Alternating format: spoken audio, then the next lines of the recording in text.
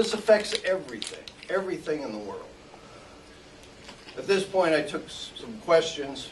I'm not going to do that right now because I want to show you some of the solutions, and then we'll go to questions. How do we end this? There's only one way to end it. You have to remove the profit motive. And how do you do that? Simple. You end drug prohibition, which can only mean one thing: legalize drugs, legalize all drugs. We believe the more dangerous the drug is, the more reason there is to legalize it, because you can't control or regulate anything that's illegal.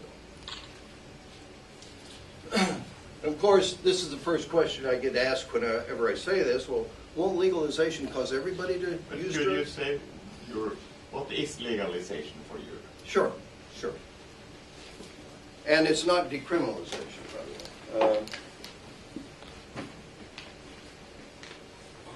We don't like the idea of decriminalization. Let me explain what it is, and then I'll go on to legalization. When you decriminalize, you only decriminalize for the user.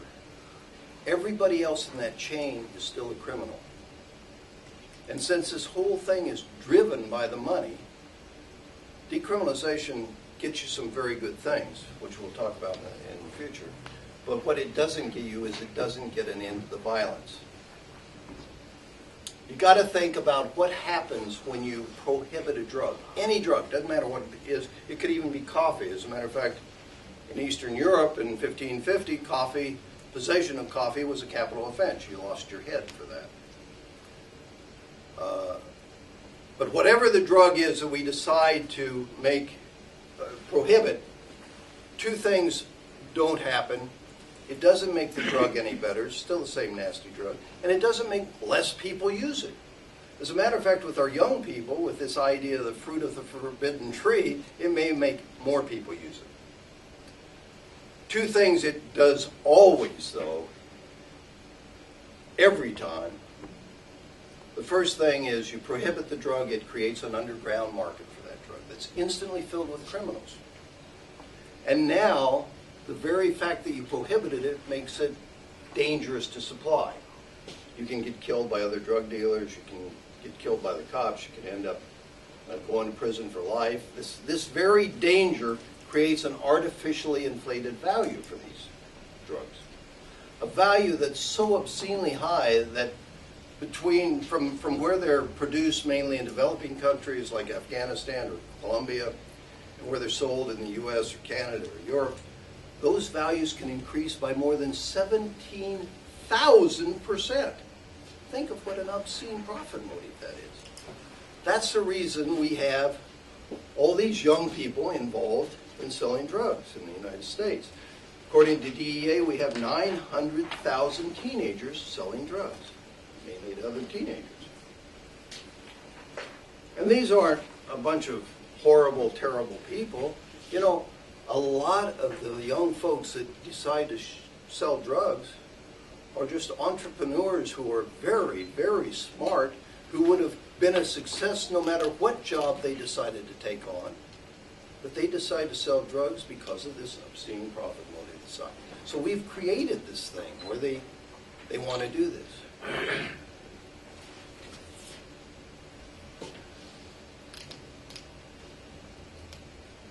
Because of that obscene profit motive, you have to remove the profit to remove the violence. If you don't, they're willing to kill each other for that profit. They're willing to kill us cops charged with fighting a useless war. They're willing to kill children who get caught in crossfire drive-by shootings. Decriminalization, as I say, you only decriminalize for the user.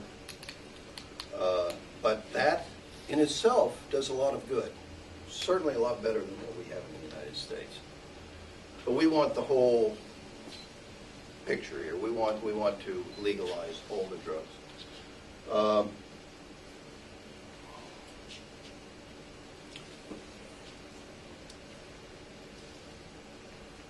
I try to alleviate people's mind of this idea, well, won't everybody use drugs? Because it's just not true.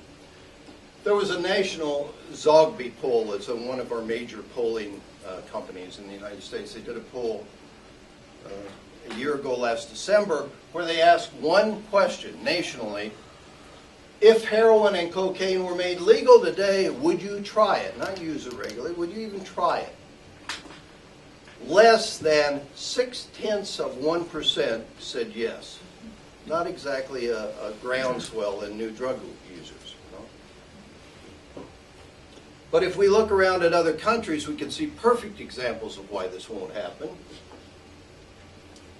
For instance, the Netherlands decriminalized marijuana 34 years ago, in 1976. And if, as you all know, if you walk into a coffee shop in that country, you can get all the soft drugs you want. They sell it to you 5 grams at a time, every time you come through the door, and you can use the door like it's a revolving door, nobody cares. Certainly 5 grams is too much to smoke at one time, so people put it in a doggy bag and take it home with them. Which is quite all right, because the police in the Netherlands get written notice not to arrest anybody for drug possession or drug use, so long as it's personal possession. And it's even suggested to them that they don't arrest people on the streets for selling drugs as long as it's a single dose type thing, unless they're doing something else obnoxious.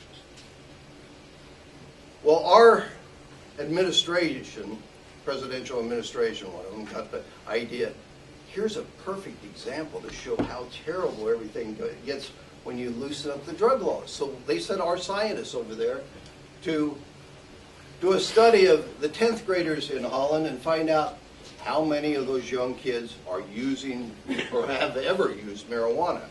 And they discovered that 28% of them had used marijuana. And they came back saying, see, we told you, look at this, this is terrible. This is what happens if you loosen up the laws. And then somebody said to them, well, don't you think you should maybe do a comparison study on our kids? And they grudgingly said, okay, we'll do that. And they did the study. And they discovered that our 10th graders, 41% of them had used. So that wasn't what they were looking for at all. They went back and they talked to the drug czar of the Netherlands, who happens to be the Minister of Health, because in the Netherlands they treat drug abuse as a health problem.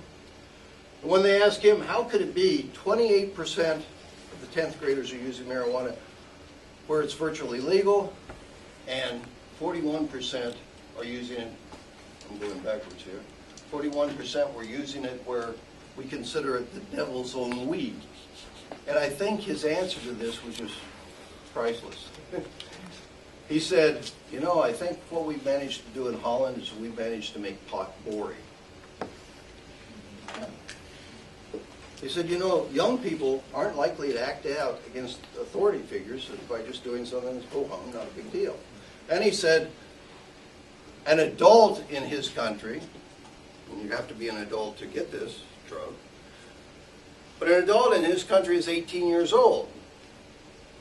And what that means is that young people in the Netherlands don't start using drugs at the tender age of 14 years old, which is entry-level age for drug use in the United States. And he said to these scientists, if you can just keep those young people from making a decision, will I or won't I use these drugs for those 4 very formative years of your life, so many fewer will ever decide to use them. And he pointed out that statistically, soft drug use in the Netherlands, per capita soft drug use is 1/2 of what it is in the United States. And he further went out to show them hard drug use, drugs like heroin, cocaine, methamphetamine, the per capita use is 1/4 of what it is in the United States.